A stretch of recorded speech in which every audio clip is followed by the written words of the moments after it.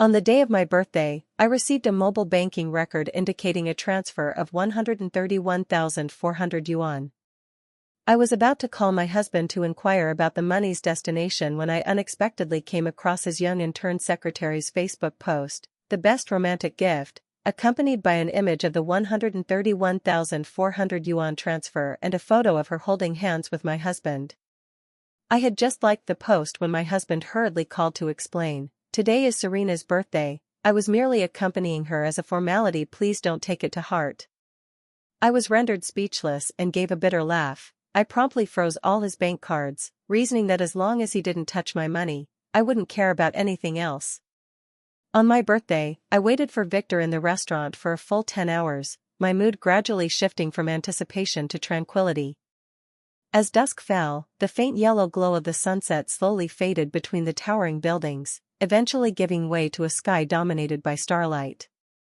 I took out my phone and, with a sense of despair, sent Victor a message, "Victor, is this what you meant by properly keeping me company?" However, no sooner had I sent the message than I received a text notification of a 131,400 yuan transfer, prompting me to frown in confusion. He had no time to reply to my messages or honor our appointment, yet he found time to spend money? Just as I was about to call Victor to clarify the situation, I inadvertently opened Facebook, and within the next second, I understood where the 130,000 yuan had gone. This was because the latest Facebook post, uploaded by Victor's intern secretary, contained a photo of them together alongside a record of the 131,400 yuan transfer, captioned "The best romantic gift." The male figure in the photo, the one who had so extravagantly made the transfer, was my husband, who had been unreachable for an entire day. My eyes instantly welled up with tears, for the pair in the image appeared so intimate that, were I not Victor's wife, I might have applauded their romance. A bitter smile tugged at the corners of my mouth, my heart ached intensely, as I had never imagined Victor would so brazenly betray me. Yet, upon reflection, hadn't the past 3 years already provided an answer to whether Victor loved me? His demeanor toward me oscillated between indifference and mere politeness. We were nothing more than strangers bearing the title of husband and wife. I suddenly felt exhausted. After pursuing Victor for so many years, I genuinely no longer wished to waste my time on him. It felt utterly pointless. Those 3 years seemed like a dream, a self-deceptive illusion, and as this realization sank in, I found myself irresistibly drawn to memories of the past. 6 years ago, I encountered Victor by chance. On the roadside, he navigated through traffic, gently rescuing a few stray kittens, his tender and youthful demeanor instantly captivating my heart. Regrettably, amidst the sea of vehicles, I only had a fleeting encounter with Victor. He likely never knew that a girl in the crowd silently thought of him for a long time, until, by a twist of fate, I married him, believing it to be destiny's design. Even though, throughout these 3 years of marriage, Victor maintained a stance of courteous detachment, I remained unfazed, constantly envisioning a future day when he might come to love me. It was only today that I realized Victor had never let go of his first love, which explained his extreme aloofness toward me, a realization that rendered everything utterly futile. Reflecting on this, I examined my chat history with Victor. The instances he initiated contact were pitifully few, mirroring his attitude toward me over these 3 years, rarely displaying warmth. So I asked myself, was such a man still worthy of my continued affection? I closed our chat window and immediately contacted a familiar lawyer, requesting assistance in drafting a divorce agreement. I sent Victor a final message, "Let's get a divorce." Driven by a desire to provoke him, I liked his intern secretary's Facebook post. The next second, Victor's call came through. After a brief hesitation, I answered, only to hear, "Sylvia, why are you throwing another tantrum? Today is Serena's birthday. I was just keeping her company as a formality, so don't take it to heart." Truthfully, I shouldn't even need to explain such trifles to you. You control me far too much. We're only husband and wife, so is it really necessary to restrict my freedom like this? Hey, Sylvia, are you listening? He fired off a series of questions, his tone growing increasingly impatient, as if venting his inner discontent, as though I were the one at fault. How absurd.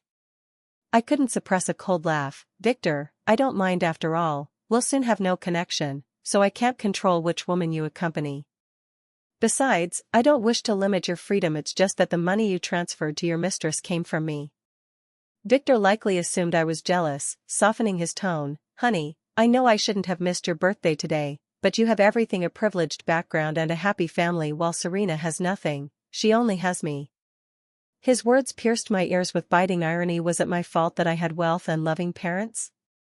My fingertips trembled as I gripped the phone, his voice alone now repulsive to me. I had believed my sincerity would eventually move him, yet reality delivered a harsh slap, leaving me reeling. Victor. I bit my lip fiercely, my voice hoarse as I declared, let's divorce, then you can openly care for your little secretary. With that, I abruptly ended the call, retrieved a cake set aside earlier, and lit the candles. Under the gaze of the traffic and neon lights outside the window, I closed my eyes and whispered, Sylvia, happy birthday. The lawyer acted swiftly, delivering the divorce agreement to my company the following day, just as Victor, absent all night, finally appeared belatedly. He pushed open my office door, strode quickly to my side, and spoke in a subdued tone, I'm sorry, honey, I know you're upset. Yesterday was my mistake, but Serena has only me as a friend in this city. Surely I couldn't just abandon her? It was just a birthday. I'll pretend I didn't hear what you just said. Let's keep living well together. I looked up at this man I'd shared 3 years with, the red marks on his neck glaringly conspicuous. A bitter smile curved my lips. Couldn't he at least have concealed the marks on his neck before coming to see me? This was nothing short of blatant provocation and betrayal. If that was the case, what reason remained to keep a tainted Victor? With this thought, I lightly tossed the divorce agreement from the coffee table in front of him. Let's divorce. Victor stood up in disbelief, his brows knitting tightly upon seeing the divorce agreement. Sylvia, are you serious? Do you have to be so ruthless? Why should I leave with nothing after 3 years of marriage? Half of the marital assets should be mine. I picked up the steaming teacup and, without a moment's hesitation, splashed the scalding tea directly at him. It struck him squarely, giving Victor a hot tea bath, his somewhat handsome face now adorned with tea leaves, an amusing sight. Startled by my sudden action, Victor, once he regained his composure, shouted sternly, Sylvia, have you lost your mind? Mad for you, mad to have stayed by someone like you for so long. A rotten cucumber, I must have been blind to like you all these years. Fooling around with a mistress who knows if you've already contracted something. Last night, after commissioning an investigation, I uncovered numerous previously unknown details. When Victor claimed he was on a business trip out of town, he was actually traveling with Serena. When he said he was working late or in meetings, he was booking hotel rooms with her. Even the sporadic transaction records on that card were transfers and digital red envelopes sent to Serena. Victor was convinced I'd never suspect him. Had I not stumbled upon Serena's Facebook post or seen that 130,000 yuan transfer record, I'd still be in the dark to this day. Beyond their clandestine affair behind my back, the documents delivered by my secretary also detailed their past history. Serena was Victor's former first love. Had the Zhong family not fallen into decline 3 years ago, desperately needing a marriage alliance with another family, it likely wouldn't have been my turn to be with Victor. I thought it was fated love, but it was merely a calculated balancing of pros and cons. After marriage, Victor treated me with coldness. I understood that most couples in business marriages maintained a polite but emotionless facade, yet I naively aspired to be different, believing I could one day win his heart only to be met with stark betrayal.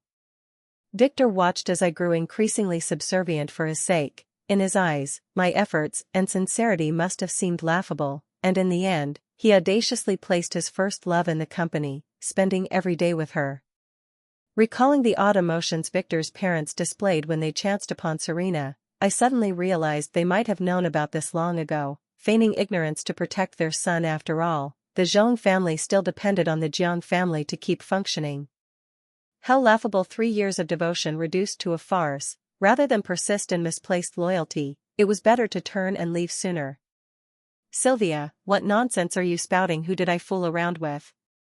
Victor shouted at me in a rush, gripping my hand forcefully, the pain tugging at my nerves as I furrowed my brow. Yet, seeing Victor's reddened eyes, I couldn't hold back a scoff. Victor, do you take me for a fool? Stop yelling at me. Your Zhong family still relies on me to sustain it, so kindly know your place. Victor finally sensed a hint of panic, realizing I wasn't merely throwing a tantrum. His face stiffened, he slowly released my hand, and his tone softened. "Sylvia, we've been married for so many years, can you bear to leave me with nothing?" His pitiful expression disgusted me. I waved my hand to cut off his further remarks, speaking coldly. "Victor, spare me the excess words, just sign the divorce agreement soon." I stepped back to widen the distance between us, looking directly into his eyes. "You know full well how much I liked and trusted you, yet you never held me in your heart, despite my being your wife." As I spoke, I let out a sigh. "So now, I'm unwilling to keep chasing after you. Didn't you find me annoying? I'm ready to part ways. You and Serena, I wish you happiness." After dropping this line, Victor's expression grew even grimmer. "I didn't," he muttered, biting his lip as he forced out a few words. I shook my head, increasingly disappointed. Victor truly lacked accountability, wanting his first love by his side while clinging to the wealth I provided. His greed was excessive, and I no longer wished to deal with him, only to leave. I had a meeting scheduled that afternoon and no time to waste with him, but just as I reached the elevator, Victor chased after me, blocking my path and angrily demanding, "Sylvia, stop, listen to my explanation." I gazed at him indifferently, curious to hear what nonsense he'd spout. He looked at me, his tone softening. "Honey, I know I shouldn't have ditched you for Serena, but after 3 years of marriage, can you bear to part from me? If you truly don't love me, why are the paintings you made for me still in the room, with tear stains from your crying last night?" As he said this, a faint smirk of triumph crossed Victor's face. Hearing it, my body stiffened abruptly, a cold sensation rising from my chest. Victor had seen it last night. After discovering evidence of his betrayal, I broke down pathetically. Sitting by the window, I flipped through the stack of portraits I'd painted for him over 3 years, tears falling uncontrollably with each one, smudging the paper. But I wasn't crying over Victor's betrayal. I was mourning the 3 years of genuine devotion I'd given, only to have it trampled by another. Over 3 years, I lost myself, altering my personality to please Victor, feigning gentleness and reasonableness. Old friends remarked that I, once a fearless, unruly spirit, had transformed into this. Indeed, how had I become this heartbroken wreck over an unworthy man? Sylvia, shouldn't be like this. Perhaps noting my silence and lack of rebuttal, Victor breathed a sigh of relief and, unusually, took my hand. "Honey, let's not divorce. Look, your eyes are red, how about we go back and rest properly?" A breeze swept in from the window, brushing my face and snapping me back to reality. My eyes were indeed sore, a result of sleeplessness the previous night compounded by overworking them at the company since early morning. I withdrew my hand from Victor's grasp and blinked. "Victor, in 3 years of marriage, this is the first time you've tried to retain me or apologized. Why is that?" "Ultimately, it's because you fear that after our divorce, your Zhong family will no longer enjoy those benefits, right?" Victor fell silent, his gaze dropping. The answer was self-evident. After that day, I never saw Victor again. I moved back to my family's old residence to live with my parents, casually informing them of my intent to divorce, to which they responded with little comment. They typically didn't oppose my decisions. However, Victor kept stalling, unwilling to proceed with the divorce. I understood his reluctance. Initially, to preserve his pride and avoid being labeled a freeloader, Victor had proactively signed a prenuptial agreement stipulating that he'd leave with nothing in a divorce. Yet even so, he reaped considerable benefits during our marriage. I once believed that as husband and wife, mutual support was natural, so I consistently referred clients and resources to the Zhong Corporation. Bluntly put, without the Zhong family's backing, the Zhong family would have long gone bankrupt. The company's leeches were all Zhong family members, focused solely on kickbacks. After our marriage, Victor frequently used funds to patch the company's deficits. Upon preparing for divorce, I calculated that he had taken tens of millions from my family over the years. But now, having resolved to divorce, I cancelled Victor's bank cards and had word spread externally of our impending separation. It was time to rid myself of this parasite. After all, hadn't Victor told me not to mind his dealings with Serena? Now, I felt that as long as he didn't touch my money, I wouldn't care about anything. Not long after, Victor stormed into the company with fierce determination. My secretary couldn't stop him and looked to me for guidance. I waved him out, then turned to Victor. "Have you signed the divorce agreement?" Victor opened his mouth to speak but was cut off by my words, his face flushing red. Sylvia, do you really want to divorce me? Why did you poach all those clients and freeze my bank cards? Don't you know I was just about to pay for goods? How could you do this? He scowled, his face brimming with dissatisfaction. Hearing this, I couldn't suppress a laugh. Victor, what are you even saying? I've already filed for divorce, it's a done deal. Why would I have any reason to give you money to spend? Besides, weren't all your clients referred by me? Claiming I poached them, do you have any shame when you speak? Moreover, you used my money to prop up your company, and the profits went to your Zhong family. Where in the world does such logic exist? What, did you really take me for a complete fool? I met his gaze calmly, my expression neutral. Victor stared at me for a while before abruptly softening his stance to apologize. Sylvia, I understand you care so much because you love me. If you're willing to forgive me, I promise to be with you properly from now on and never contact Serena again, okay? He looked at me, his eyes filled with expectation. Victor wasn't foolish. Once those clients heard rumors of our divorce and promptly ceased cooperation, he realized the Zhong family couldn't survive without the Jiang family, prompting his hasty apology. But it wasn't genuine remorse, merely fear of losing this comfortable life. I glanced at Serena, who had followed him, and smiled at Victor, saying this, aren't you afraid of upsetting Serena? You've let her down twice already. Victor frowned as Serena, eyes red, stepped forward. She approached me, bowed deeply, and began to apologize. Miss Sylvia, Victor and I are entirely innocent. The other day was my grandmother's memorial, and he accompanied me out of concern for my grief. You're the only one in his heart. If you're angry, feel free to hit or scold me, she said, retreating to advance, intensifying the guilt evident on Victor's face. I lifted the teacup from the table, took a leisurely sip, then clicked my tongue and remarked, such a rich tea fragrance. Since you're aware of my relationship with Victor and still acted this way, expecting my forgiveness, I wonder where you find the audacity. Seeing my resolve unwavering, Serena suddenly lunged forward, fell at my feet, grabbed my hand, and began kowtowing. Sylvia, please forgive Victor, I beg you. The Zhong Corporation is his life's work. I looked at her coldly. If you want to kowtow, do it outside, don't soil my space. With that, I called security, instructing them to eject these shameless individuals.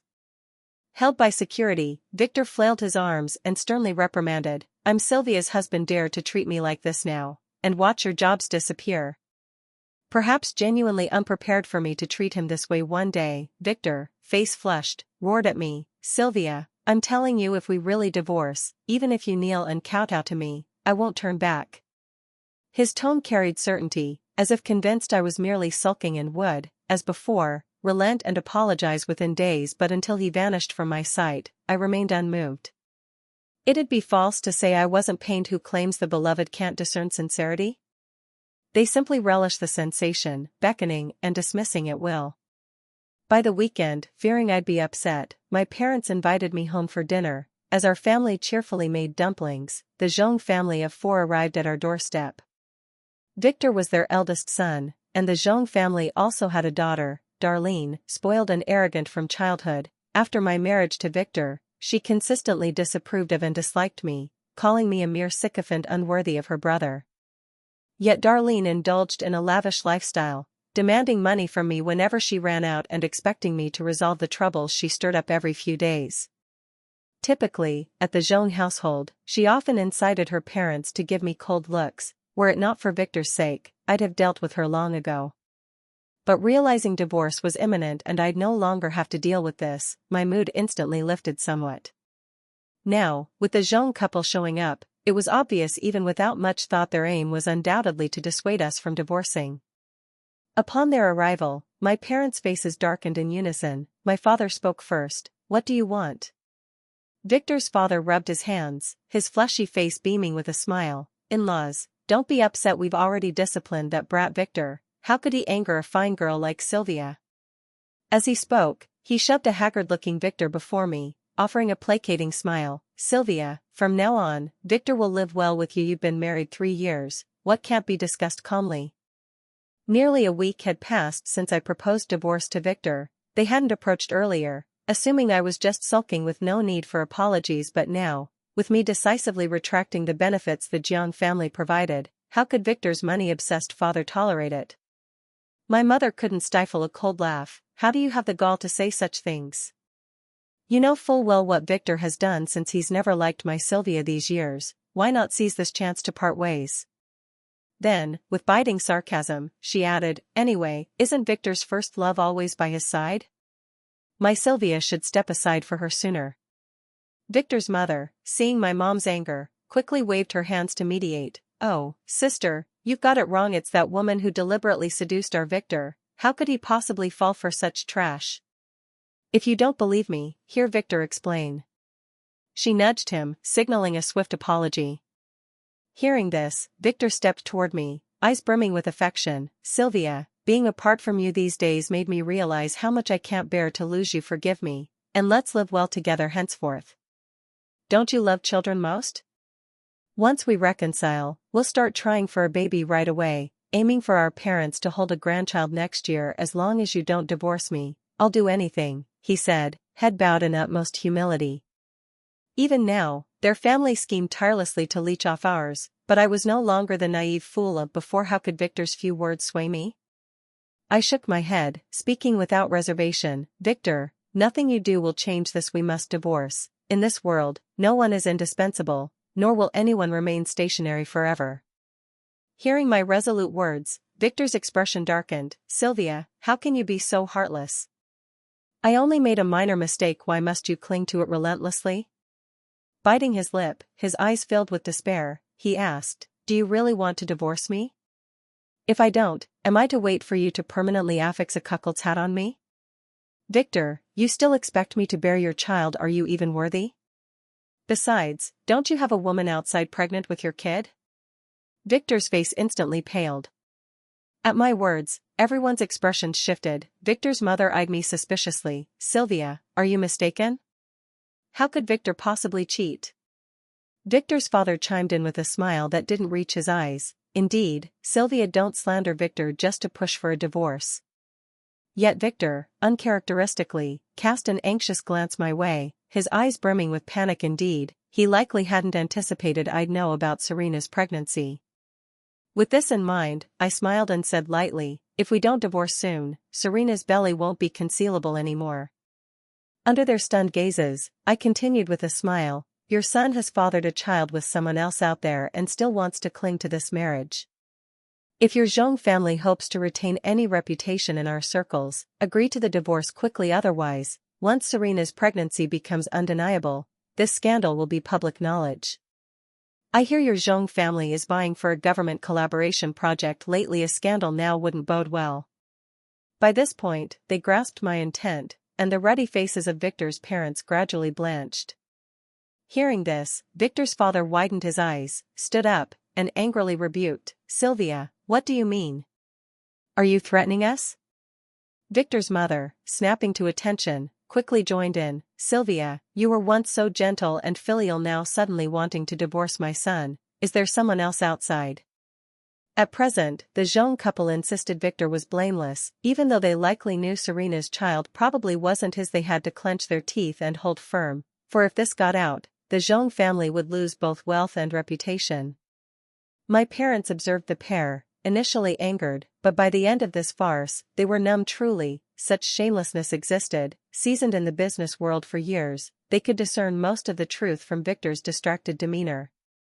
Mr. and Mrs. Zhong, you humiliate my daughter to our faces. Do you take us for dead? My mother said lazily, her gaze dripping with sarcasm toward those across from her. Our family isn't one anyone can latch on to. Had we not deemed your son somewhat decent back then, even Sylvia's willingness wouldn't have swayed us. Agree to the divorce now, and we'll leave you a lifeline otherwise. At this, the Zhong couple's faces fell completely. Victor's father, grim-faced, said, Mrs. Jiang, this means you're ready to burn bridges. My father nodded. Don't bother threatening us with notions of face. It's futile. You're the ones begging now, and the benefits your Zhong family has reaped from us over the years are plain to all. Divorce early, and we'll let bygones be bygones. My parents' meaning was unmistakable. The Zhong family was waning. Agreeing to divorce now might still yield some gain, but persisting would be like fetching water with a bamboo basket, all for naught. yet my father clearly underestimated their greed. Seeing her parents gain no advantage, Darlene suddenly leapt forward, pointing at my nose and cursing, "Sylvia, you heartless wretch.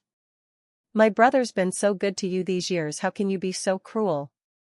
With that, Darlene swung at me. I smiled, dodged her strike with a twist, and returned 2 slaps, having played the tyrant so long. Did she really think I was easy prey?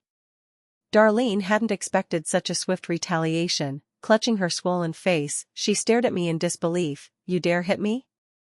"I hit you because I hit you. Do I need a reason?" After the fiasco, the Zhong family of 4 was neatly ejected by security. Weighing the pros and cons, Victor finally consented to the divorce. But soon after, word came that at a government investment conference, the Zhong family, certain of victory, lost to an obscure small firm. Once this broke, they became the laughingstock of our circle. The Zhong family had staked all their funds on this project, confident of success and preparing well in advance, hoping to leverage this deal for a stunning comeback, only to crash instead. Banks and private lenders began pressing the Zhong family for repayment, clients started returning goods en masse, and in their panic, Victor rushed to me, pleading for the Jiang family to save them. Darlene, usually so disdainful toward me, abruptly softened, humbly calling me sister-in-law, a somewhat satisfying turn, yet I shook my head in refusal. "Why should I help you? Is there profit in it for me? Sister-in-law, can't you do it for my brother's sake?" "I know you're not heartless," Darlene said hurriedly. A smirk curved my lips. "Who says I'm not heartless? Your brother cuckolded me, and you expect my help?" "Miss Darlene, have you forgotten your 3 years of sowing discord?" In 3 years of marriage to Victor, Darlene meddled in our relationship incessantly. She was the vilest sister-in-law imaginable. Her face froze, perhaps recalling her past deeds, her confidence waning.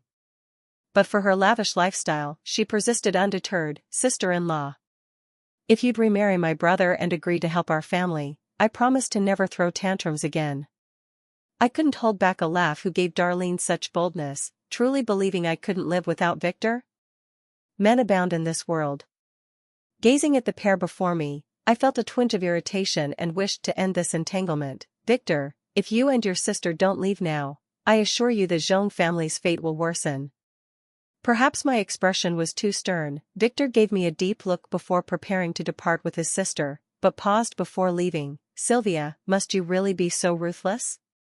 I rubbed my temples. Lately too busy and emotionally drained, I had no further patience for him. "Security, escort them out." "Sylvia, since you won't lend a hand, don't blame me for showing no mercy." I looked up at Victor. The handsome face that once stirred my heart was now shadowed with menace, chilling me to the bone.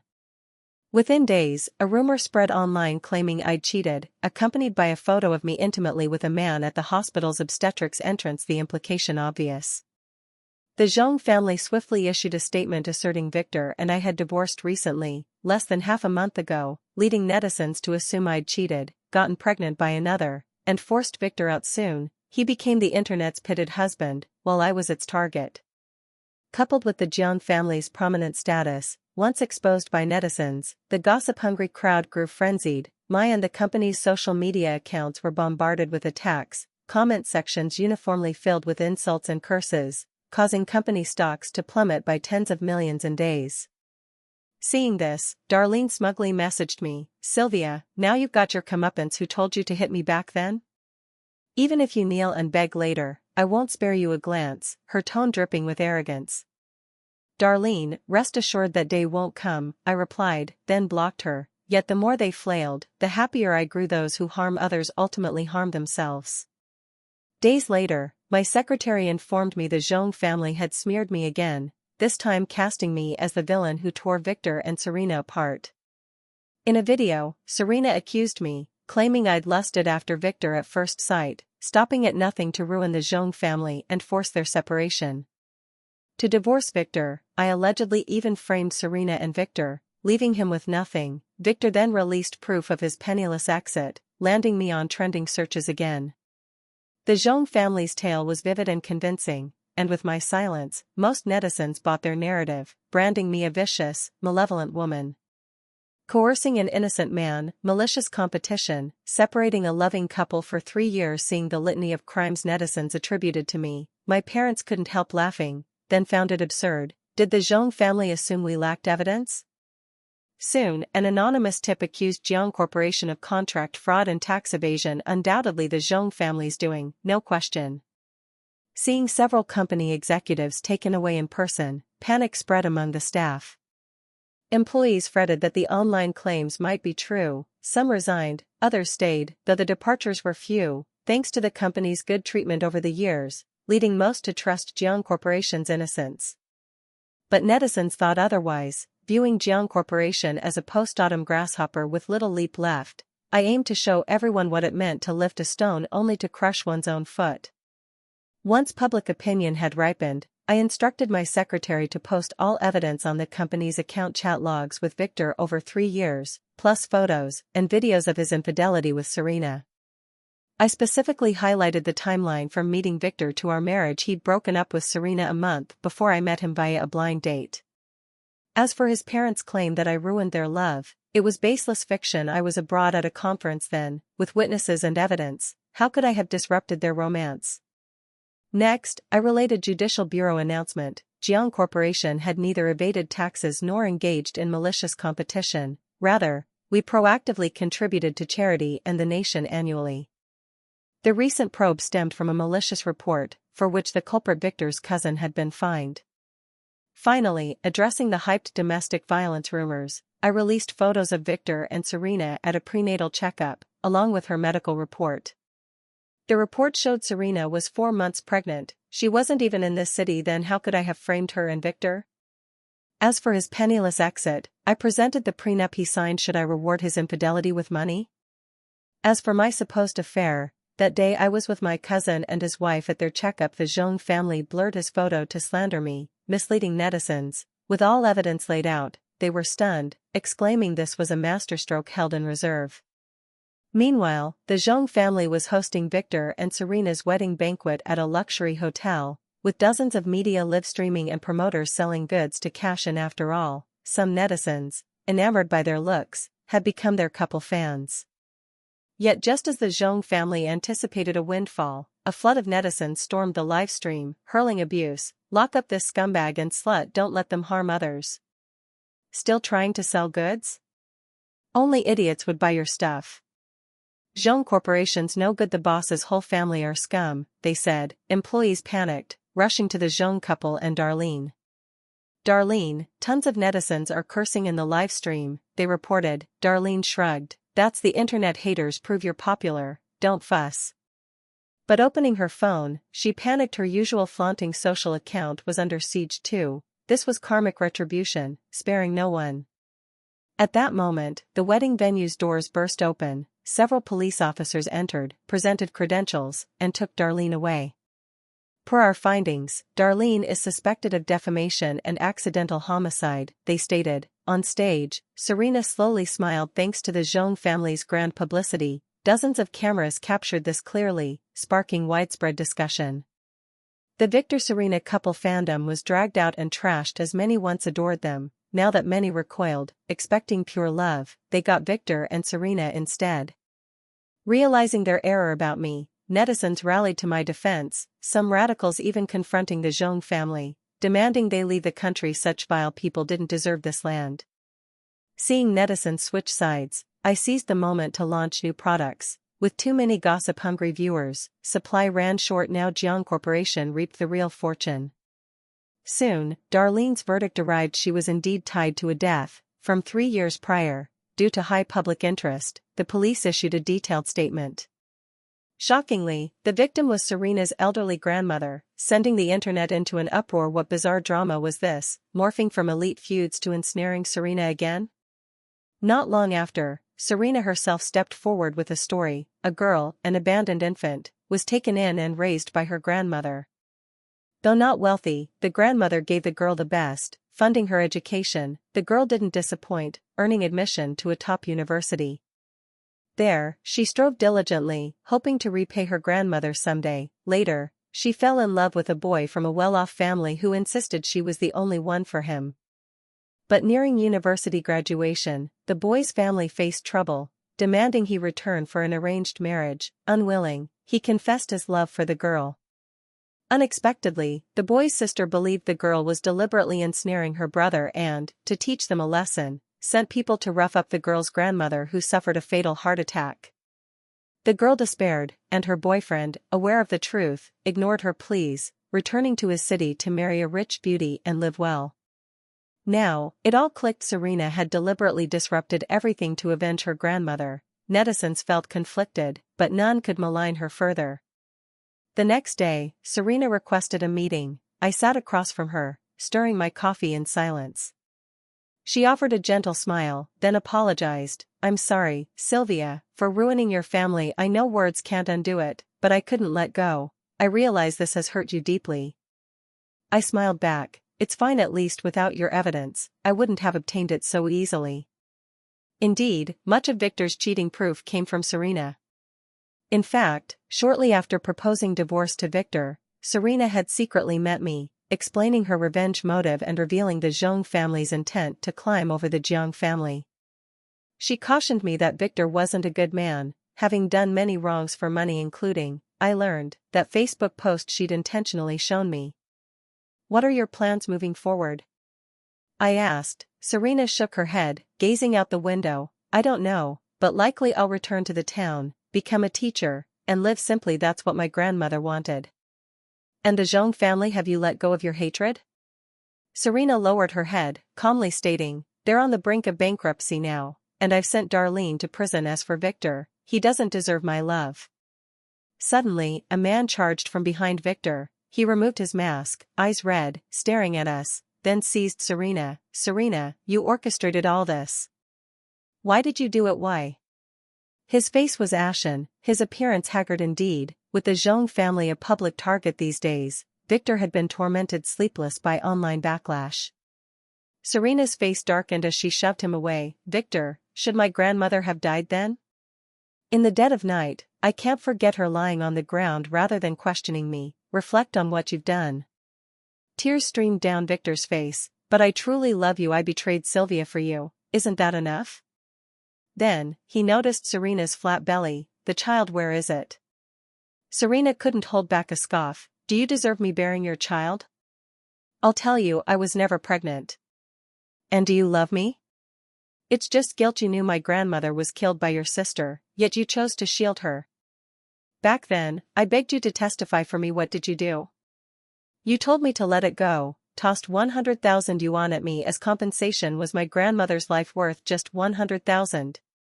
At this, Serena's eyes blazed red with fury. She hurled a bank card at Victor's face. "Here's your 100,000 yuan. From now on, we're even." With that, she bid me farewell and left. I stood to leave, having seen enough drama, when Victor grabbed me, pleading pitifully, "Sylvia, I only have you now. Don't leave me." Question marks sprouted in my mind. What did he mean by only me? I calmly disentangled myself and said softly, "Oh, by the way, I forgot to mention the company that snatched your project is mine. I deliberately retaliated against you." I flashed a playful smile as Victor's face turned deathly pale. I was quite satisfied with his current fate. Those who betray sincerity are destined to be betrayed in turn. After connecting with Serena, I learned their liaison wasn't mere months old. 2 years prior, Victor had sought her out of town. Though Serena was ready to move on, he coerced and lured her into staying with him. As for the government project, it was a trap I set for the Zhong family. Over the years, Victor had exploited my trust, planting insiders in the company. Recent collaboration issues at the company were Victor's sabotage, aimed at elevating the Zhong family over the Jiang family as the city's richest. After partnering with Serena, I had her steer Victor toward that government project, leading to his utter defeat. This was karmic justice. Later, Zhong Corporation went bankrupt. The Zhong couple moved with Victor to an old neighborhood, only to be recognized and cursed behind their backs daily. Victor's father, unable to cope with the downgrade, drank constantly, beating his wife when displeased. 8 years later, Darlene was released from prison, and Victor's mother vented her anger on her, berating Darlene as a useless burden. Victor, meanwhile, daydreamed of a comeback, racking up debts before fleeing creditors. Unable to find him, forced his parents to pay instead. Thus began the jeune couple's hellish existence. One took to hauling bricks at construction sites, the other became a maid, all to settle their son's debts. Once clad in finery and fed luxuriously, their lives now lay in ruins. As for Darlene, unable to endure hardship, she became a servant to others, utterly fallen.